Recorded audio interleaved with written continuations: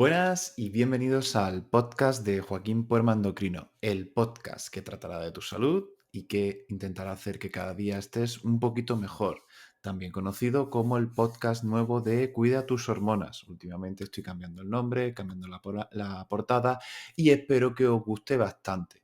En el capítulo de hoy será un capítulo de preguntas y respuestas. Será un capítulo en el que daremos respuesta a preguntas de la temática específica de tiroides, tanto de hipertiroidismo como de hipotiroidismo, y vamos a intentar zanjar las dudas que nos habéis lanzado tanto por redes sociales como por la newsletter. Pido preguntas, vosotros me las dais y yo intento responderlas.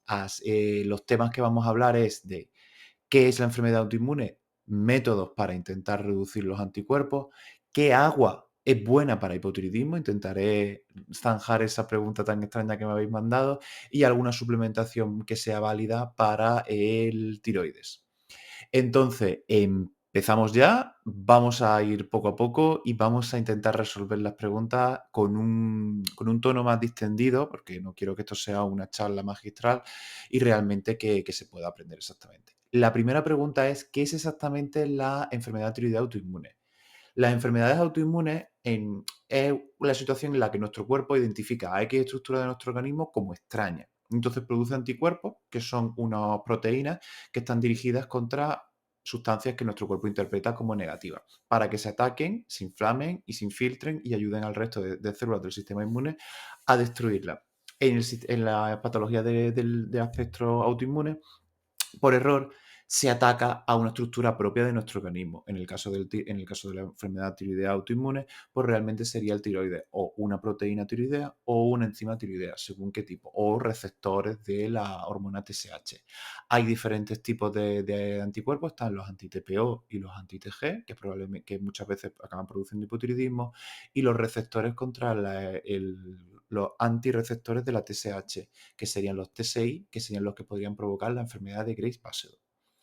¿Qué relación tiene el tiroides con la hipófisis? Pues una relación bastante tóxica, ya que es una relación de dependencia absoluta para que funcione el tiroides. Es decir, realmente la hipófisis lo que hace es controla, tanto inhibe como estimula la secreción y crecimiento de la glándula tiroidea. Normalmente solemos conocer lo de la secreción de hormona tiroidea, pero también unos niveles altos de TSH va a producir mayor prevalencia de bocio y de patología mala, maligna, nodular.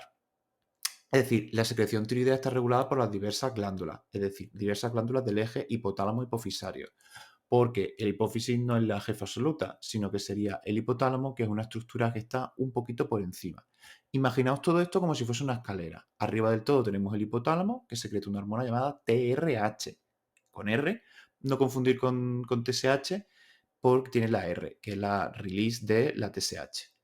Esa TRH produce la secreción de TSH, que a su vez en el hipófisis, y a su vez esa secreción en la hipófisis de TSH produce la secreción de hormona tiroidea a nivel de la tiroides. Estas dos primeras estructuras, hipotálamo e hipófisis, se localizan en el centro de nuestro cerebro, y la tiroides, como ya deberíais de saber, se localiza en la zona anterior del cuello.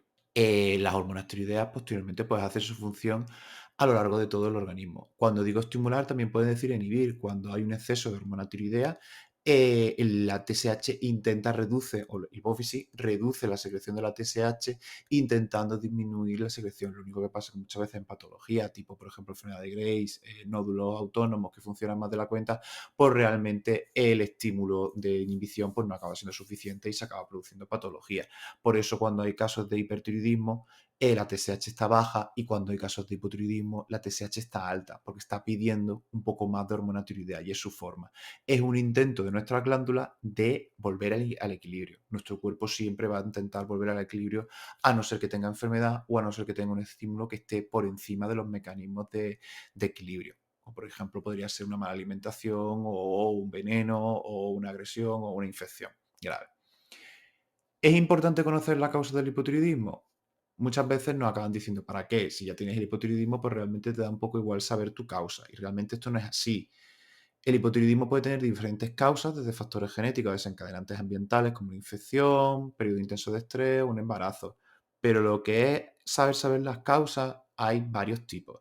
Está la más frecuente en los países desarrollados, que sería el hipotiroidismo de origen autoinmune, que es causada por esos anticuerpos que he comentado anteriormente, y luego también habría otros tipos de hipotiroidismo más raros, como por ejemplo podrían ser por tiroidectomías totales, es decir, con la retirada quirúrgica del tiroides, con tratamientos con radioyodo que puedan producir un hipotiroidismo. Hay gente que nace sin tiroides y hay gente que tiene hipotiroidismo sin una clara causa diagnosticada. Luego también hay gente que por déficit genético no tiene una buena conversión de tiroides y esos serían los más comunes. Luego, en países no desarrollados, el otro más común sería por déficit de yodo, que produce tanto bocio como finalmente hipotiroidismo, cuando el bocio, que es ese aumento de la glándula tiroidea, pues no llega a compensar lo suficiente para que el tiroides funcione de una forma normal. ¿Cómo disminuir los anticuerpos antitiroideos? Muchas veces en las analíticas lo que se hace es se pide y luego ya se olvida. Si ha salido positivo o negativo, se pide y no se vuelve a volver a pedir. Eso realmente forma parte de la práctica, por decirlo de alguna forma tradicional, pero los anticuerpos los podemos encontrar elevados tanto en hipotiroidismo e hipertiroidismo y hay algunos mecanismos y hay algunas estrategias que nos pueden ayudar a intentar reducirlo. Hay cierta evidencia en el tema, no tan sólida como otras evidencias, que nos pueden decir que reducción de los anticuerpos antitiroideos pueden ser beneficiosos para temas como fertilidad o para evitar la progresión de la enfermedad tiroidea autoinmune, es decir, para necesitar cada vez menos medicación o para hacer que la enfermedad no pase de una enfermedad tiroidea autoinmune sin más, sin repercusión sobre nuestra glándula tiroidea, a una enfermedad tiroidea autoinmune completa con necesidad de hormona tiroidea o con un hipotiroidismo franco. Como la mayoría de enfermedades, controlar el estrés y el sueño nos va a ayudar a mejorar tanto esta enfermedad como el sistema autoinmune. Eso a nivel de hábito. A nivel de suplementaciones hay ciertas cosas. En el hipotiroidismo lo que ha demostrado cosas, aunque esto también es ciencia un poco de menor nivel, pero que también se puede utilizar y que el riesgo por utilizarla es pequeña, selenio, omega 3, vitamina D y minoxidil han demostrado disminuir niveles de anticuerpos, mejorar los niveles de TSH, incluso revertir algunas enfermedades tiroideas en ciertos casos clínicos aislados. También asegurar niveles adecuados de zinc, vitamina A y magnesio podrían ser positivos para la enfermedad tiroidea. En hipertiroidismo han demostrado utilidad en este sentido el selenio y metionina sobre todo para reducción de los anticuerpos TSI, el omega 3 y la vitamina D3. Aprovecho este inciso que he hablado del hipertiroidismo para sacar a la luz el libro de hipertiroidismo que vamos a sacar dentro de poco, a principios de mayo, en torno al 8, si el 8 de mayo si está en la lista preferente, lista de espera, que voy a dejar en las notas de este capítulo, o el 10 de mayo, que será el lanzamiento oficial en abierto para todo el mundo en Instagram. Hablaré del hipertiroidismo, que es una patología que se habla mucho menos, y hablaré también de modelos y recomendaciones que pueden servirte tanto si tienen hipertiroidismo como si tienes otras patologías tiroideas diferentes. Las dosis de todos estos tipos de suplementaciones, aunque sé que os gusta mucho que me moje, pues realmente se deben de adaptar al paciente y a su analítica. Luego otro tema que también se está relacionando mucho con las patologías autoinmunes es con la microbiota. Sabemos que hay una relación, es decir, las personas que tienen hipotiroidismo tienen más alteración de la microbiota y viceversa. Personas que tienen alteraciones en la microbiota tienden a desarrollar más hipotiroidismo. Están saliendo algunos estudios interesantes con algunas cepas, pero todavía no quedan claros ni dosis ni cepas, por lo cual prefiero no nombrar cepas específicas para no liarlo a la espera de tener resultados más concluyentes. Con hipertiroidismo autoinmune es mejor sal yodada o sin yodo. ¿Se puede tomar yodo? A ver, realmente el yodo en el hipotiroidismo hay gente que lo intenta reducir porque cree que un exceso de yodo en la dieta o un exceso de yodo, de ingesta de yodo, puede producir cierto bloqueo de la glándula tiroidea, lo que se denomina el efecto Wolff-Chaikoff. Y esto es cierto desde el punto de vista teórico, pero realmente desde el punto de vista práctico es bastante difícil llegar a conseguirlo. Realmente serían macrodosis de yodo que solamente se podrían conseguir con tripotadas, muchas comidas muy amplias en comidas asiáticas o comidas muy amplias en comidas de restaurantes de la mar. Cuando digo muy amplias, digo gargantuescas, con comida bastante, bastante fuera de lo normal, o con la administración medicamentosa de contrastes yodados que contienen yodo.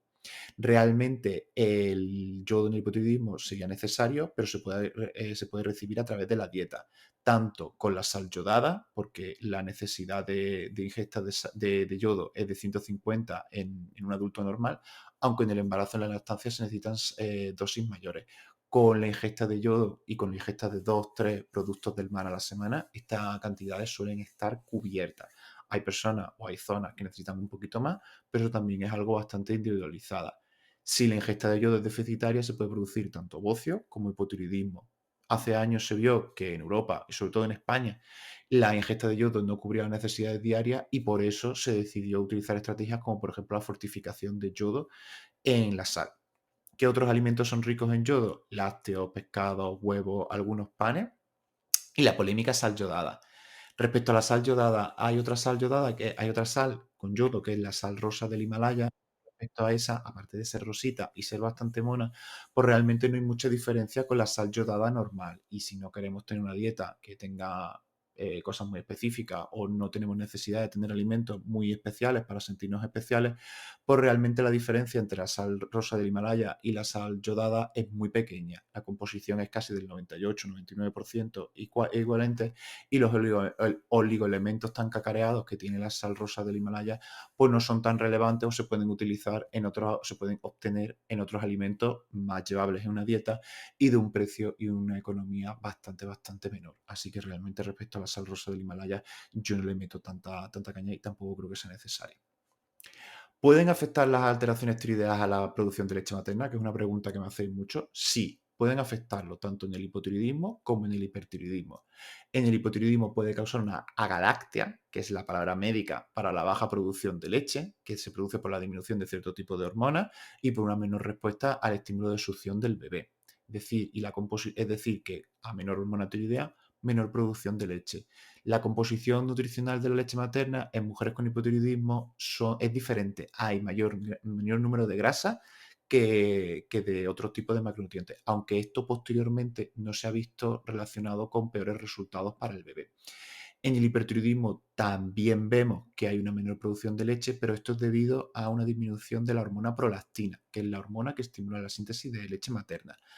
A modo de curiosidad, la mayoría sabéis que las enfermedades tiroideas son de origen autoinmune y tienen un gran componente genético, por lo cual los hijos de madres, de padres que tengan esta enfermedad es más típico que lo desarrollen, pues se ha demostrado que la lactancia materna ofrece un cierto factor protector sobre la función tiroidea y la autoinmunidad, que son uno de los múltiples beneficios que tiene la lactancia materna para los niños. Por eso yo principalmente, a no ser que haya algún problema y alguna condición que lo impida, pues yo lo que recomiendo es lactancia materna en los primeros meses. Pero bueno, son más temas de ginecología. ¿Se puede consumir eutirox y levadura roja de arroz para bajar el colesterol o interfiere? Se podrían tomar, pero no juntos. Habría que separar su toma, por ejemplo, 4 horas.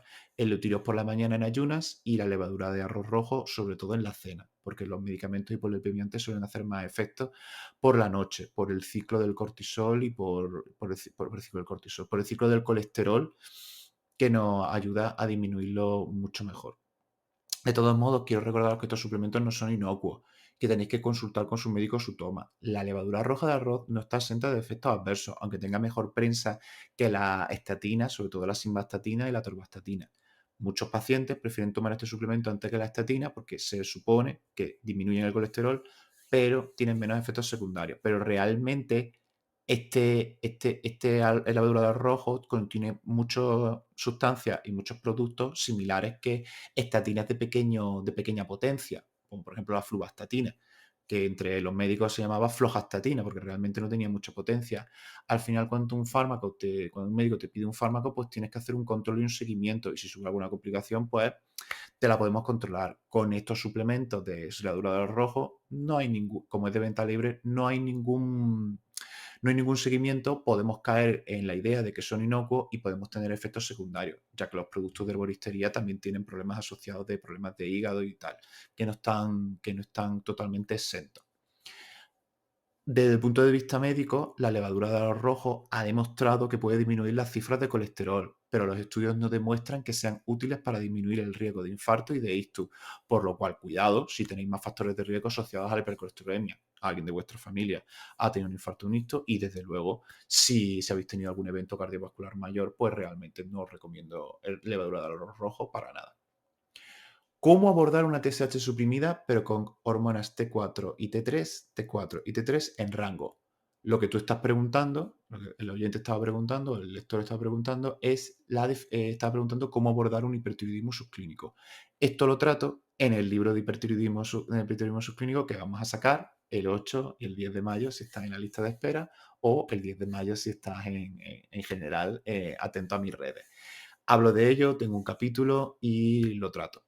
Aquí voy a dar unas pequeñas pinceladas. El hipertiroidismo subclínico no es un hipertiroidismo sin tal, como forma, no es un tipo, sino es una forma de denominarlo clínica y analíticamente. Es decir, tienes un hipertiroidismo de grado leve que todavía, en el momento actual o de forma continuada, no ha llegado a tener una repercusión clínica analítica que haya tenido las hormonas libres, que son las hormonas que acaban dando sintomatología, estén por encima de rango. Pero ya el cuerpo, ya la glándula hipofisaria, se ha dado cuenta que tienes un exceso de hormona tiroidea. Lo más frecuente de hipertiroidismo subclínico es que la culpa lo tengamos los médicos. Es decir, bueno, no del todo. Sobre tratamiento con levotiroxina en pacientes con hipotiroidismo. Es decir, exceso de hormona tiroidea, habría que reducirla y con eso se soluciona el problema. También puede darse en estadios iniciales de hipertiroidismo, es decir, la foto, las analíticas no dejan de ser más de una foto, de un proceso continuo que en la vida. La foto inicial, que empiezas a tener más alteraciones tiroideas, pues con eso sale que tienes exceso de hormona tiroidea. Realmente el hipertiroidismo clínico no suele causar síntomas y algunas personas pueden disminuir si eres sensible a algunos síntomas leves como fatiga, debilidad muscular, inquietud, pérdida de peso, palpitaciones, trastorno del sueño, alteraciones del apetito. Si no hay síntomas, no haría falta iniciar tratamiento, pero sí investigar la causa. Y si hay síntomas o valores de TSH muy inhibidos, habría que valorar el tratamiento con antitiroideo o con otro tipo de fármaco, según el caso y según las condicionantes que tengan el problema.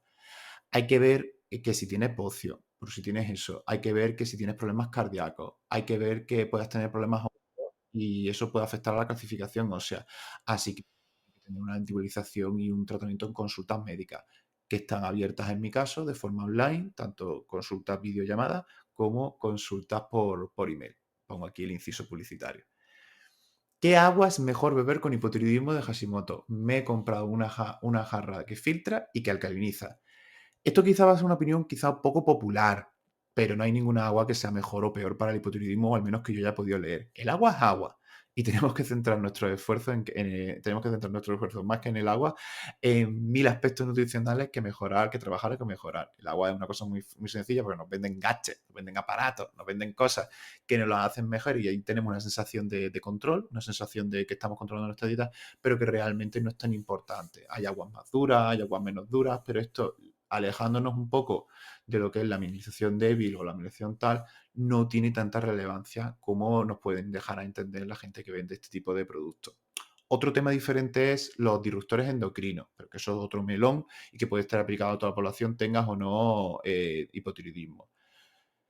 También es verdad que la presencia de disruptores endocrinos es otro tema que no está del todo claro. Yo realmente lo que estamos leyendo en mi equipo, comprar agua embotellada no sería lo más recomendable porque hay presencia de plásticos y los bifenoles que pueden estar presentes en los plásticos. Por esto, en ese sentido, es mejor a veces, incluso, beber agua directamente del grifo. Yo es que actualmente resido en la Comunidad de Madrid y realmente la Comunidad de Madrid tiene fama de tener una buena agua y eso realmente es cierto, por lo cual no tenemos problemas. Pero si en tu ciudad tiene un agua muy fuerte, como donde yo vivía, es muy dura, donde yo vivía, que era Málaga, pues realmente lo que se podría hacer es filtrarla con una jaula filtradora, pero sin más, sin claims o sin características, sin decir que alcaliniza, porque realmente las teorías sobre alcalinizaciones y acidificaciones a nivel exógeno, es decir, alimentos que alcalizan o alimentos que acidifican nuestra sangre, no tiene mucho sentido desde el punto de vista fisiológico, ya que todos los alimentos pasan por un ácido, que es el ácido del estómago,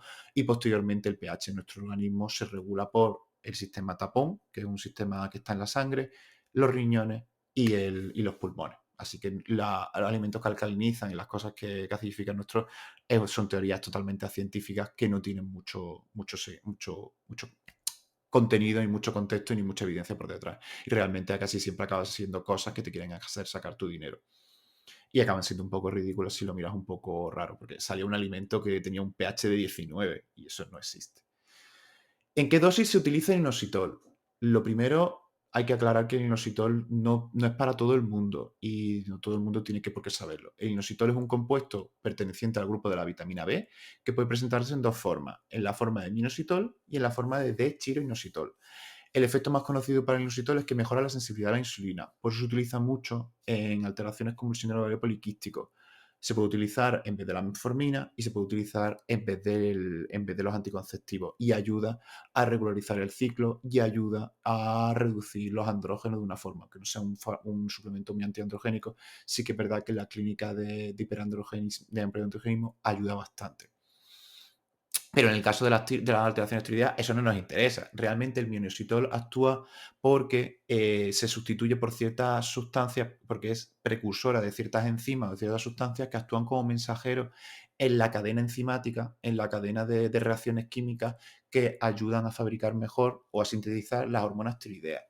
Las personas que tienen hipotiroidismo pues presentan una mayor demanda de minoxidil, que ese producto también lo generamos nosotros propiamente, pero también lo podemos suplementar, y la suplementación con inositol puede ayudar a disminuir tanto la TSH como a disminuir los niveles de anticuerpos en pacientes con hipotiroidismo, por lo que sí que parece que tiene un efecto positivo. Nos ayuda a sintetizar mejor las hormonas tiroideas y también nos ayuda a veces a reducir bocio y a reducir nódulos, aunque estos estudios son un poquito de peor calidad que los otros. Centrándonos en la pregunta de dosis, como mínimo, 600 miligramos de minoxidil, pero esto tiene un poco de trampa, ya que los suplementos con inositol, a veces en los estudios que he visto, suele estar acompañados de selenio, que también tiene los mismos efectos. Entonces no queda claro que por sí solo el minoxidil sea capaz de reproducir eso. Entonces, yo lo que suelo utilizar para el síndrome ovario poliquístico y no da muchas reacciones a nivel digestivo, que puede ser su efecto secundario principal, es entre 1 gramo y 2 gramos al día, que sería en torno a 1 o 2 cacitos cada una o dos veces al día. 1 o 2 cacitos. Y realmente con eso cubriríamos la demanda de sobra de minoxidil, sobre todo para hipotiroidismo y en algunos casos para algunos síndromes de ovario poliquístico, aunque en esos casos a veces se utilizan una dosis un poquito mayor.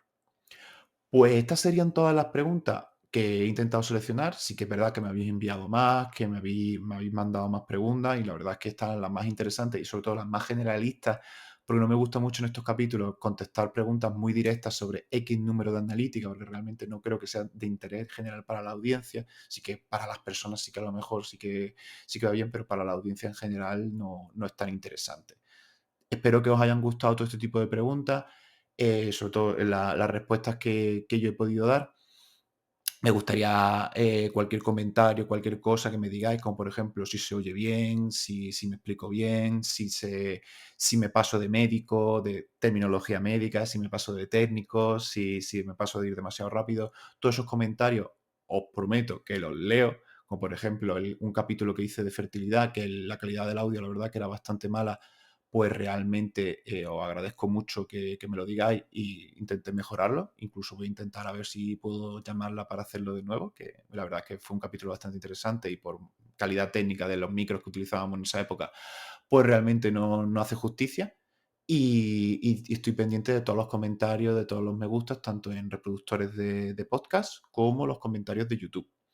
Si dais un like, un compartir o se lo pasáis a alguien que le pueda venir bien, yo estoy muy, muy, muy agradecido y la verdad que me ayudáis a seguir creciendo. Hemos roto la barrera de los 1000 suscriptores en iVoox, estoy contentísimo, no pensaba que esto iba a salir tan bien como está saliendo, así que me estoy bastante, bastante contento.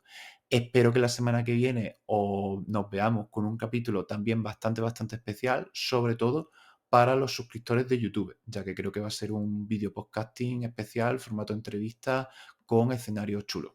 Espero que os guste este capítulo y el siguiente y nos vemos. Hasta la siguiente semana.